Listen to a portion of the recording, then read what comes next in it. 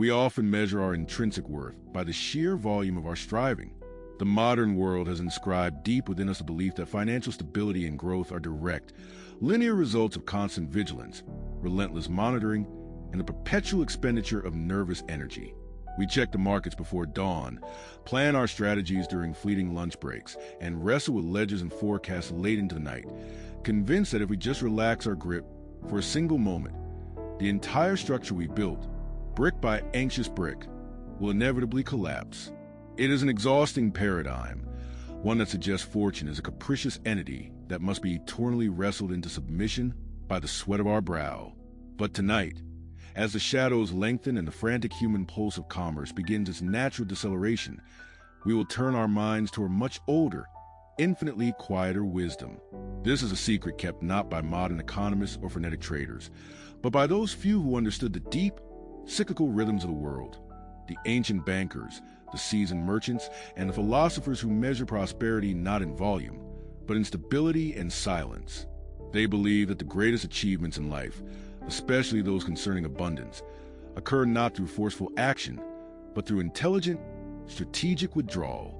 Imagine, for a moment, that the very objects we imbue with value, the crisp sheets of paper representing promises, the heavy metals symbolizing stored labor, the digital metrics glowing softly behind locked interfaces, are not merely static instruments awaiting your next command.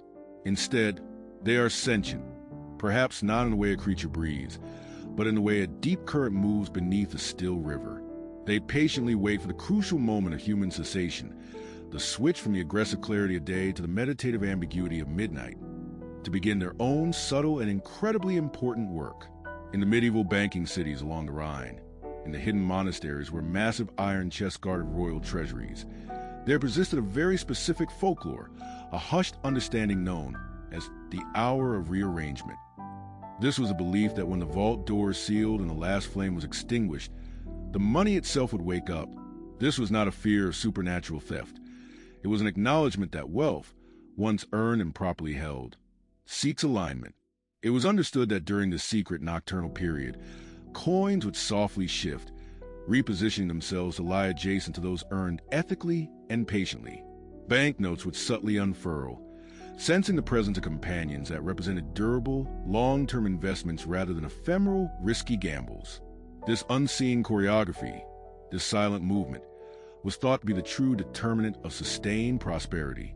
If the wealth's owner was consumed by anxiety, greed, or the constant need for rapid, unstable growth, the objects themselves felt fragmented, jittery, and prone to scattering when morning returned. But if the owner was calm, trusting the passage of time and the foundational soundness of their decisions, the wealth settled, multiplied, and aligned itself, drawing in new resources as naturally as a magnet draws iron filings. This was a profound insight. You cannot force the growth of fortune. You can only create the optimal environment for its independent flourishing. This evening's journey is an invitation to step behind that sealed vault door and observe that secret night. We are going to explore the specific tale of a master jeweler, Midas of Bruges, who, despite possessing immense tangible wealth, found himself enslaved to his own fear of loss, until a bizarre, silent encounter with his own gold forced him to reconsider the very nature of abundance. By witnessing his transformation, we will grasp the subtle, yet powerful, language of prosperity that is spoken only when human interference ceases. Prepare to discover why true, lasting fortune is often cultivated in profound quietude of rest, requiring nothing more from you than intelligent patience and the willingness to let the world move without your constant, weary oversight. Stay with us. Let your body relax deeply and allow the secret tale of the silent fortunes to begin its mesmerizing work. Midas, the eminent jeweler of Bruges, possessed a staggering vault, yet his sleep was perpetually fragmented. His fixation was not on mere accumulation, but on the ceaseless optimization of his assets.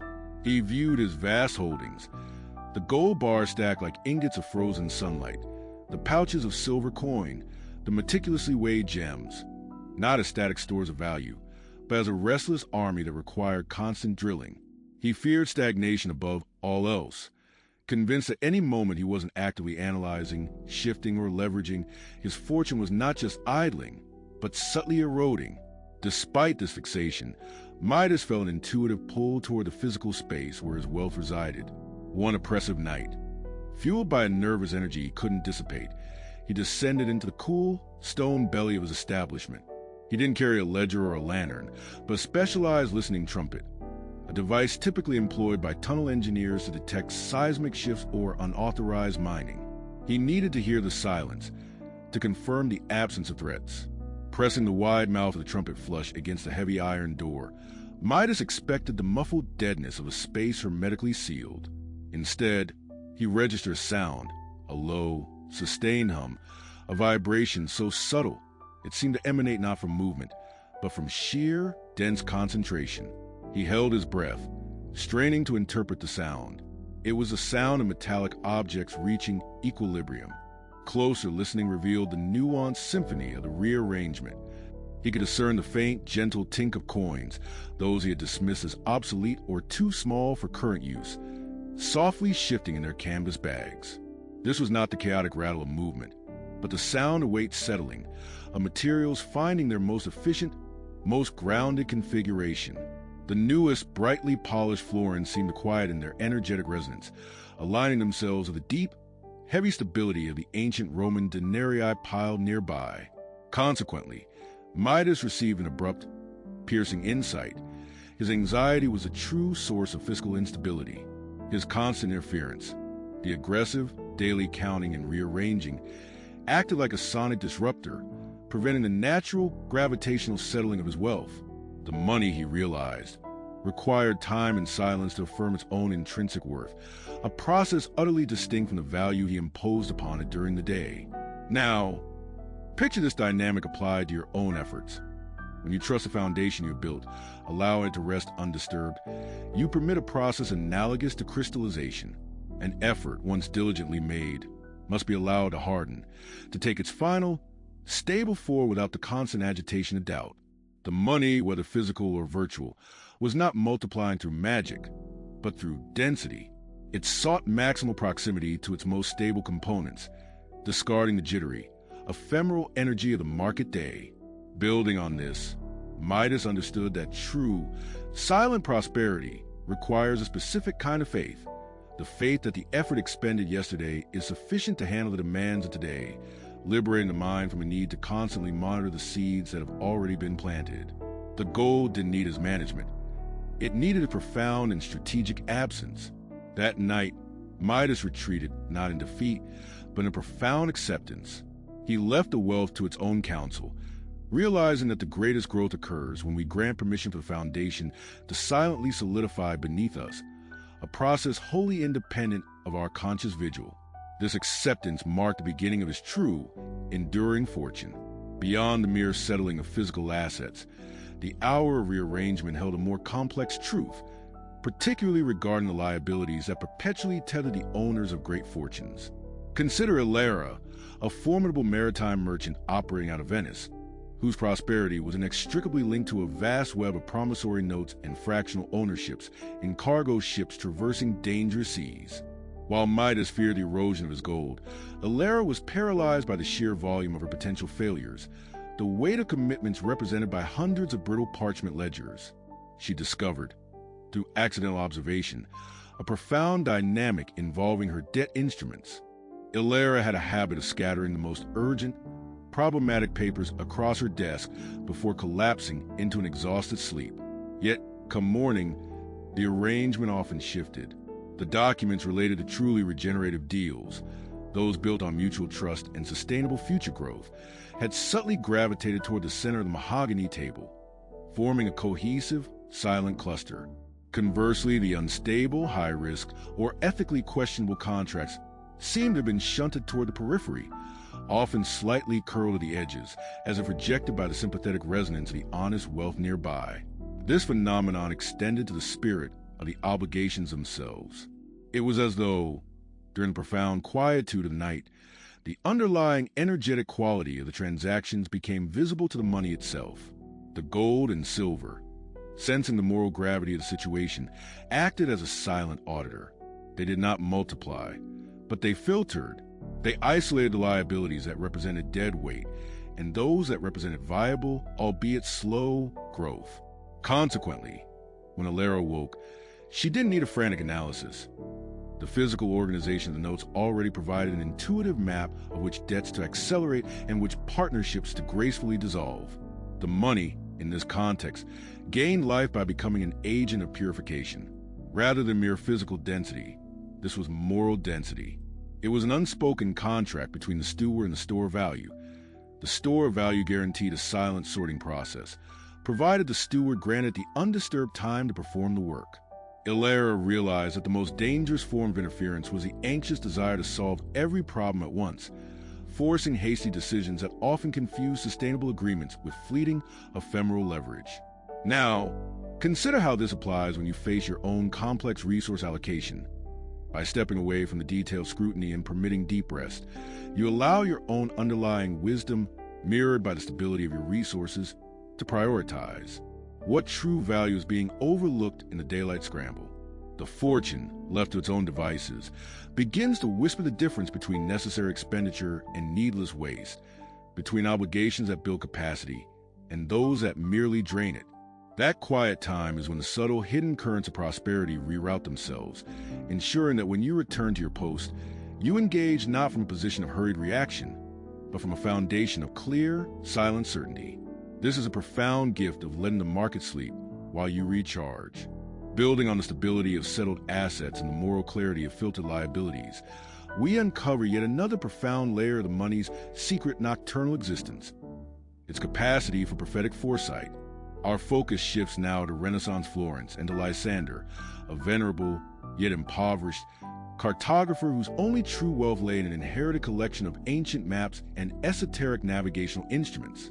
His minimal circulating currency, stored in an unmarked wooden chest, represented the meager funds necessary for vellum and ink, not extravagant commerce. Lysander's life was an intellectual pursuit, charting the unknown, and he harbored a frustration common to all visionaries. The right opportunity always seemed financially inaccessible. However, he noticed an uncanny pattern. His small cache of specific, extremely rare Pisan coins, issues usually considered numismatic curiosities rather than investment capital, began to subtly migrate. They would gather, not randomly, but invariably aligning themselves directly beneath a shelf holding specific, neglected vellum charts. These charts often depicted unverified trade routes or hypothesized territories beyond the known maritime limits. It became clear to Lysander that the sleeping wealth was engaged in an entirely different form of rearrangement. It was not aligning for present equilibrium, but acting as a silent oracle, linking static value to future potential. The Pisan coins, during the deep quiet, were pointing toward the specific areas of Lysander's intellectual capital that held the highest, non-obvious future return. They were identifying the untapped leverage points, the sleeping giants of opportunity that the frantic daylight analysis always overlooked because they lay outside conventional risk metrics. This is the principle of the silent blueprint.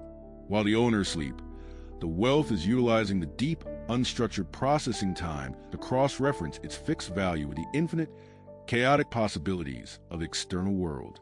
It suggests that financial growth is not solely a reaction to current market forces, but often the result of an inevitable, quiet intersection between stored resource and emerging human necessity. By resting, Lysander granted his funds a necessary psychic distance to connect the dots his conscious mind couldn't see. Consequently, when he acted on the alignment indicated by the coins, investing a tiny fraction of his reserve to verify a route highlighted by the Pisan cluster, he consistently found himself anticipating major shifts in colonial focus or accessing crucial early information on burgeoning markets. His fortune expanded not through aggressive trading, but through the patient, precise application of small capital in high-leverage areas identified by the nocturnal wisdom of his resources. Now, consider this dynamic in the context of your own creative or professional pursuits. When you are detached from the ceaseless monitoring of your resources, where your skills, contacts, or intellectual capital quietly aggregate, the essence of this ancient tale is that the very things we seek to grow possess an innate intelligence, a gravitational pull toward prosperity, provided we stop trying to force the current and simply trust the direction the tide silently indicates during our rest. The fortune is mapping its own future, needing only the space and stillness of the night to articulate its prophetic vision. This silent period is vital because it is when your resources shift from being inert storage to becoming a predictive engine. There is yet another, perhaps more intricate, dimension to the nocturnal life of fortune. The quiet projection of stability that influences the relational atmosphere surrounding the owner. Our previous explorations focus on internal mechanics of the wealth itself, its structure and its foresight. Now, consider Sophia, a master artisan potter operating in a secluded village nestled high in Apennines. Her capital was not tied up in volatile stocks or complex land deeds, but rather in the precious, meticulously curated stores of kaolin clay, centuries-old recipes, and the fragile loyalty of her small, highly skilled team of apprentices. Sophia was plagued by a common entrepreneur's anxiety, the fear that one wrong decision would shatter the delicate ecosystem of her workshop. She viewed her small reserve of liquid funds, kept in a heavily banded oak coffer, purely as a defensive mechanism, a last-ditch shield. Consequently, during the day, her demeanor was tight, driven by the need to negotiate fiercely for every raw material and to closely scrutinize every hour of labor, fearing that generosity would be mistaken for weakness. However, she began to observe a remarkable oscillation in her external circumstances, directly correlating with the quality of her rest. On nights where genuine exhaustion finally granted her undisturbed, deep slumber, she would wake to an uncanny collaborative ease. The typically recalcitrant supplier of her rarest pigment would unexpectedly arrive early, having voluntarily secured a better rate for her next shipment. Her apprentices, often prone to squabbling over studio space, would spontaneously self-organize, introducing novel efficiencies in the firing process without being asked. Crucially, this was not luck, but subtle change in the energetic resonance emanating from her small, static reserve. When Sophia was restful, she was signaling trust in the foundation she had built. The money, left untroubled in the dark, seemed to absorb this trust, radiating a quiet, palpable confidence. This stable resonance dissolved the scarcity mindset in the immediate circle around her. It was a silent affirmation that enough existed, shifting the focus of those interacting with her from self-preservation to genuine cooperation. The quiescent fortune acted as an unseen lubricant for human relationships. In stark opposition, whenever Sophia succumbed to nights of frenetic, anxious calculation, mentally rehearsing potential wage cuts or desperate maneuvers, the oak coffer seemed to offer no such protective aura. The following day was inevitably fraught with friction, demanding suppliers, costly mistakes in the kiln, and palpable tension among her team. The restless anxiety she projected onto her capital returned to her as relational resistance. This observation led Sophia to a profound realization. The greatest compounding interest is earned not on the principle itself, but on the relational capital generated by its stability. When the money is allowed to rest, it cultivates a field of mutual goodwill, reinforcing the network of trust necessary for sustained, organic expansion. Her true wealth lay less in the volume of the coin and more in its settled, unwavering nature, which silently assured the community that partnership with Sophia was a secure venture, eliminating corrosive need for constant, weary vigilance. Now, consider the invisible weight your own stable resources carry when you grant them stillness. It is the unquantifiable assurance that permeates your professional and personal demeanor, attracting opportunities based not on necessity, but on the magnetic calm of capability. This is a profound mechanism of the sleeping fortune. It transforms mere material resources into robust, generative social capital, ensuring that when the moment for action arrives, the required trust and cooperation are already silently awaiting you. This quiet creation of synergy is often the secret ingredient that turns simple profit into enduring legacy. Furthermore, the silent wisdom of resting capital delves into nature consumption, distinguishing between expenditure that enriches the future and spending that merely mitigates present discomfort. This distinction is often obscured during the harried daylight hours when transactions are dictated by urgency and impulse. Let us turn our attention to the ancient city of Tyre, famed for its purple dye and its competitive merchant class. Here lived a grain broker named Theron, whose fortune was respectable but stagnant, trapped in a cycle of perpetual, moderate maintenance. He spent his days obsessing over cost-cutting, perpetually viewing every outlay as a depletion of reserves. One harsh winter, Theron noticed something peculiar about the small chest of silver drachmas he kept for immediate necessities. On nights of exceptionally still, deep sleep, when his body truly ceded its control, the silver had a tendency to subtly shift, not toward existing assets, but toward the corner of the chest where he had, weeks prior, placed a few newly minted coins specifically earmarked for charitable donations to the local temple library. This designated giving currency, though small in volume, acted as a powerful attractor. The rest of the silver, his spending silver, gravitated toward it. This suggested an entirely different form of nocturnal alignment, the endorsement of generative circulation. The money, it seemed, was subtly communicating that true wealth preservation was less about hoarding and more about strategic, confidence-building release. Theron's realization was profound. The money intended for growth needed to align itself with the money intended for purposeful use. When he finally followed the subtle counsel, investing more confidently in the library, and subsequently in sponsoring a new, high-risk trade route that had an element of communal benefit, the financial atmosphere around him transformed. It wasn't merely that his reputation improved. The capital itself seemed to flow with greater ease. His competitors, previously hesitant, now sought his partnership, perceiving a deep-seated security in his reserves that transcended mere volume. He had, unconsciously, moved his capital from the category of fearful defense to that of confident, ethical investment in the larger ecosystem. Now, consider the transactions you contemplate when weary or stressed. Do they serve anxiety, or do they serve an expanding purpose? Conversely, when Theron succumbed to nights of bitter calculation, agonizing over the price of oil lamps or the exact wage of dock worker, his silver would scatter, adopting an almost chaotic distribution within the chest. This physical disarray mirrored the fractured intention of his daylight actions, spending driven by parsimony and fear, which inevitably led to friction, poor quality goods, and short-term, unsustainable gains. The lesson embedded in this quiet rearrangement is this: lasting prosperity requires expenditure to be intentional, viewed not as a loss, but as the calculated deployment of a trusted resource.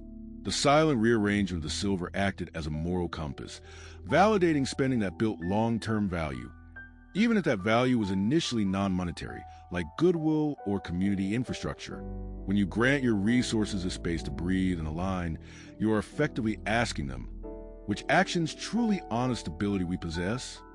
The answer, whispered back in the stillness, invariably points toward actions that sustain the collective health of the environment in which your wealth operates.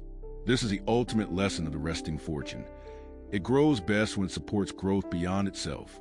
Now, we pivot to explore a less tangible, yet equally powerful nocturnal function of accumulated capital: its role in the dissolution of cognitive friction. This phenomenon is distinct from mere moral sorting or predictive charting. It concerns the freeing of the owner's intellectual energy from the repetitive demands of upkeep. Imagine a scholar named Cassian, living in the Byzantine capital, whose wealth was tied up in manuscripts and the intricate, time-consuming process of their conservation and duplication. His days were consumed by micromanaging the climate control, the parchment quality, and the security of his fragile holdings. Cassian found that when his worry about decay piqued his creative capacity, the very intellectual engine that justified his existence stalled completely. The maintenance demands eclipsed the purpose of the wealth itself. One humid, sleepless night, pacing near his scroll repositories, he noticed a faint, almost subliminal odor emanating from a section of scrolls that housed his oldest, most valuable astronomical texts. It was a scent of dry cedar and a specific, rare preservative resin, a scent he associated with absolute stability. The following morning, without conscious planning, he found himself executing a series of maintenance decisions, contracting specialized craftsmen, implementing ancient ventilation techniques that he had procrastinated on for months, viewing them as insurmountable managerial burdens. What had changed was not the task, but his internal resistance to it. The money, lying dormant in its small vault, had seemingly absorbed his anxious energy during the night and, in return, projected a sense of manageable calm. It was a silent, therapeutic transaction. Consequently, Cassian began to treat deep sleep not as an escape from his problems, but as an essential managerial tool. He understood that the capital, when rested, actively reduced the mental overhead of ownership. It simplified the complex, transforming paralyzing fear into executable steps. He realized that wealth's truest power was not its volume, but its capacity to liberate the owner's focus. By allowing the fortune its nocturnal stability, he freed his own mind from the relentless mental loop of calculation and worry, channeling that liberated energy back into his original creative endeavor, scholarship. Consider, then, the immense mental tax paid to constantly oversee complexity. When you step away and allow the structure you built to simply exist without intervention, it performs a silent energy scrub. The quiescent fortune acts as a profound filter, siphoning off the emotional static associated with management. It becomes a testament to the fact that the scaffolding of prosperity is strongest when the builder is not constantly tinkering with the structure. Cashin's insight was that the greatest return on his investment was the intellectual space granted by the passive, secure nature of his preserved assets. This silent assurance allowed him to transcend the anxiety of maintenance and return to the domain of genuine creation. The wealth, in essence, paid for his peace of mind, allowing him to be not a burden keeper of objects, but a focused, creative steward of ideas. This mental liberation is the pinnacle of the silent fortune's work. We must acknowledge that the nature of wealth itself is transformed, evolving beyond a tactile certainty of gold and silver into spectral constructs, ephemeral valuation metrics, distributed ledger entries, and vast, fractal streams of credit. This shift necessitates a new understanding of the hour of rearrangement. Now, the silence we seek is not merely the stillness of physical vault, but the computational quietude necessary for complex systems to achieve harmony.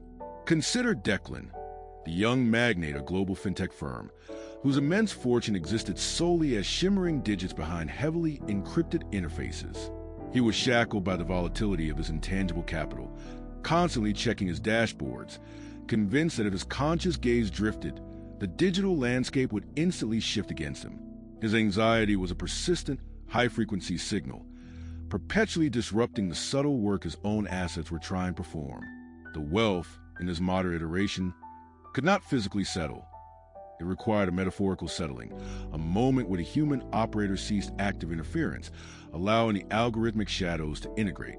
Building on this modern context, the silent work of Declan's fortune involved a deep, systemic reconciliation of diverse, complex liabilities and opportunities.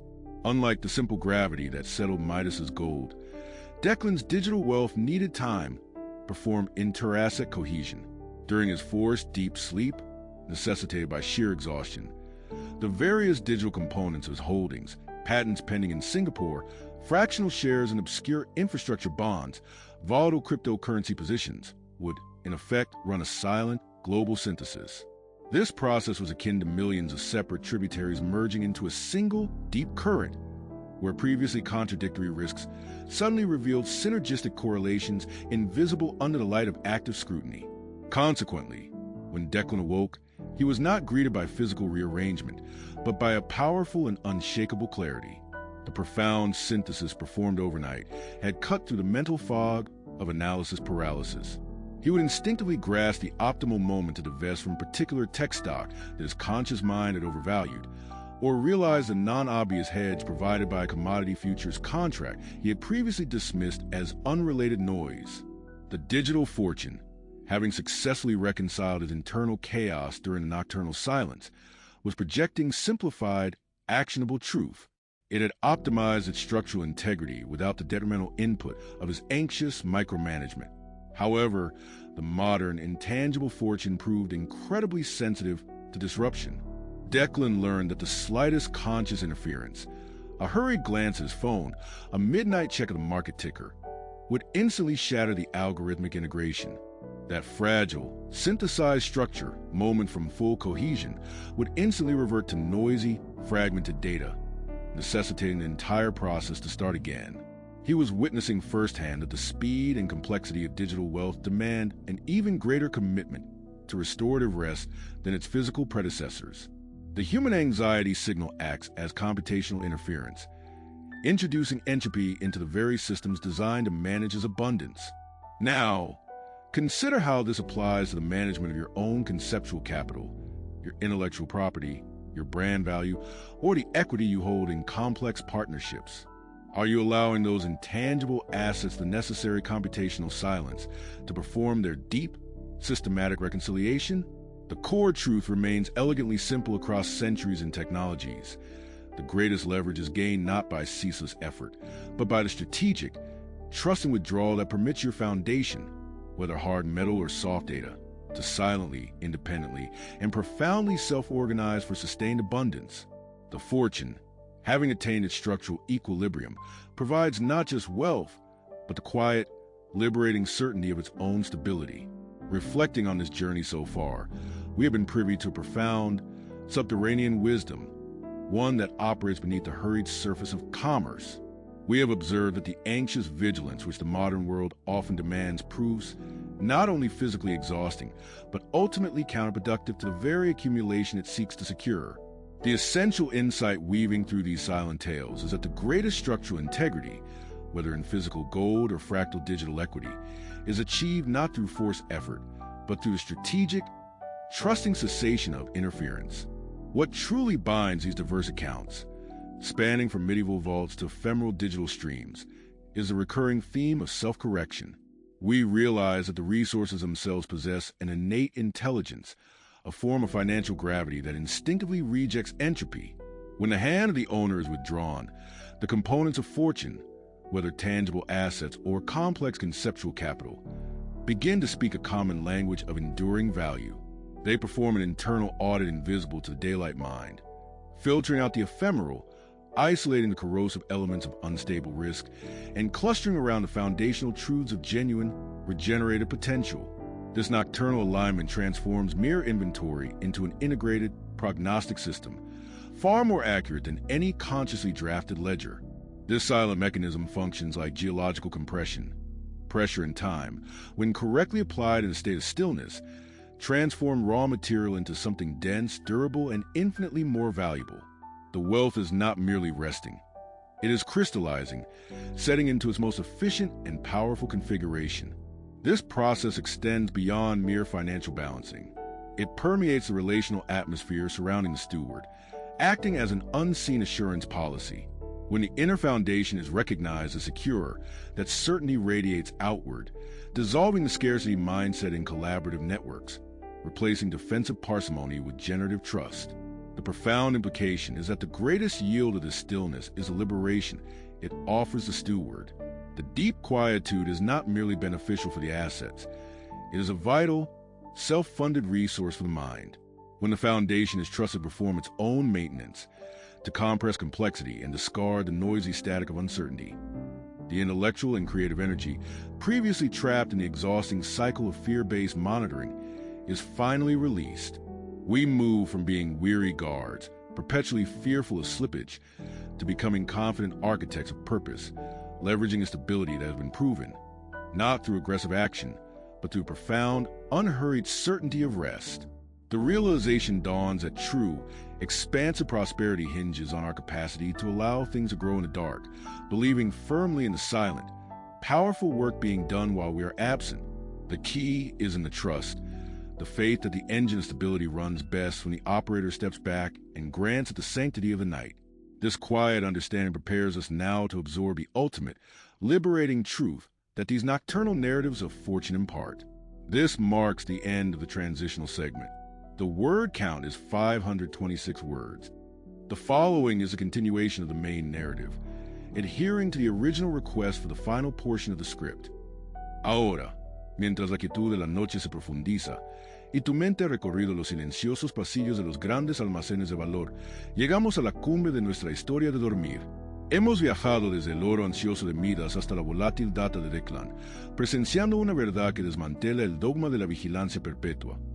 La prosperidad duradera se cultiva en el jardín del descanso estratégico.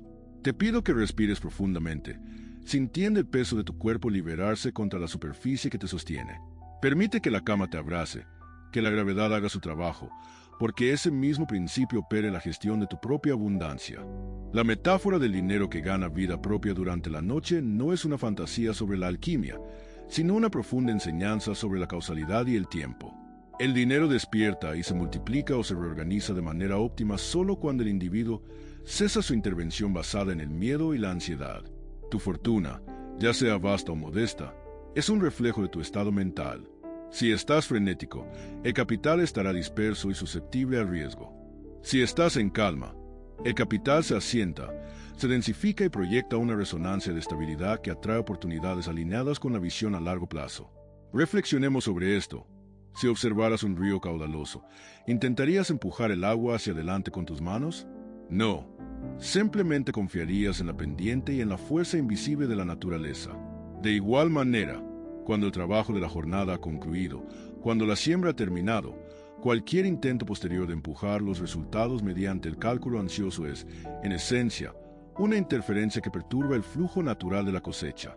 La historia secreta de las fortunas silenciosas nos enseña que el tiempo de descanso no es un lujo o una pausa, es, de hecho, el momento más crucial de la administración de recursos.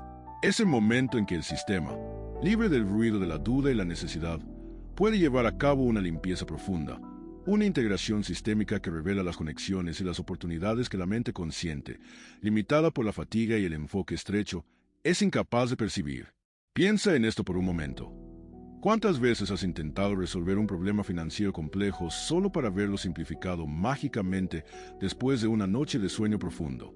Esa claridad no es casualidad. Es el efecto de la purificación que ocurre cuando permites que tu capital, y por extensión tu mente, se libere de la obligación de actuar y simplemente se dedique a hacer. El verdadero poder de este conocimiento reside en tu capacidad para integrar esta confianza en tu vida diaria. Mañana, cuando enfrentes sus decisiones, recuerda la lección de Midas. El mayor enemigo de tu estabilidad no es el mercado, sino tu propia ansiedad por controlarlo. Recuerda la lección de Lara.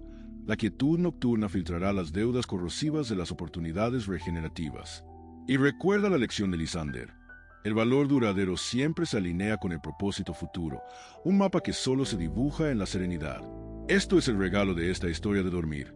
La absoluta certeza de que una fuerza silenciosa, construida sobre tus esfuerzos honestos, está trabajando por ti. No necesita tu vigilancia constante, necesita tu confianza profunda. Necesita que cierres los ojos y le permitas llevar a cabo su función más importante, crecer en la quietud. Mañana, despertarás con una perspectiva renovada. Sentirás la estabilidad no como una meta a alcanzar, sino como el suelo firme bajo tus pies. Esta certeza te permitirá tomar decisiones no desde la escasez, sino desde la abundancia, desde un lugar de profunda calma. Ahora, mientras te hundes en el sueño, te invito a realizar un último, sutil acto de administración. Visualiza cualquier preocupación persistente, cualquier cifra que aún revolotea en tu mente, y obsérvala con la calma de Teron, el comerciante que vio su plata alinearse con la generosidad. Permite que esas preocupaciones se separen de ti, imaginando que se asientan suavemente, encontrando su lugar en la vasta e indiferente quietud de la noche. Ya has sembrado la semilla. Ahora, el único trabajo restante es descansar y permitir que germine. Pregunta para la reflexión final, mientras te deslizas hacia el sueño. Si tu riqueza pudiera hablarte solo en susurros, en el lenguaje de la estabilidad y la calma, ¿qué te dirías sobre el camino que has tomado y el camino que debes seguir? Medita sobre esa respuesta, no buscando una solución concreta, sino sintiendo una certeza profunda. Descansa, sabiendo que el ciclo de la prosperidad honra el descanso tanto como el esfuerzo. La noche no es un vacío, es el taller silencioso donde tu futuro se está consolidando. Duerme profundamente y permite que la fortuna silenciosa trabaje por ti hasta que amanezca. Que tengas un descanso reparador y abundante. We stand now at the threshold of profound sleep, carrying with us a quiet revelation that transcends mere banking or volatile trade. The greatest achievements in the sphere of abundance are often marked not by frantic motion, but by intelligent cessation. This entire journey through the hidden vaults of history and the ephemeral streams of modern capital has led us to acknowledge a singular, unifying principle. Prosperity is not something you wrestle into submission. It is something you allow to align. This is the ultimate secret of the silent fortune. When you relinquish the obsessive need for surveillance and control, you are not inviting chaos. You are activating the deep, inherent intelligence of your foundation. You grant your resources, your savings, your investments, your creative capital, the necessary solitude to perform their most crucial work. Think of the wealth as a vast, complex engine. The day is for fueling and starting the machinery, but the night is when the millions of tiny gears and mechanisms find their perfect, synergistic rhythm. This profound, nocturnal work achieves a structural integrity that no amount of daylight interference could ever manufacture. The core synthesis derived from all these ancient tales is the recognition that the stability you seek is already present. The money that comes alive is simply the money that has been liberated from your anxiety. It is a gold that, left alone, settles according to its own immutable law of gravity, clustering around the strongest, most ethical components. It is the digital data that, freed from the static of human fear, runs a silent, powerful algorithm, synthesizing complex contradictions into simple, actionable truth. You are not losing control. You are transferring management of the base structure to a system far more consistent and tireless than your conscious mind. The lasting implication, therefore, is intensely personal. The true metric of your financial health is not the number on your balance sheet, but the depth of your unbroken rest. If the foundation you have built cannot sustain itself while you are profoundly asleep, then it is not truly stable.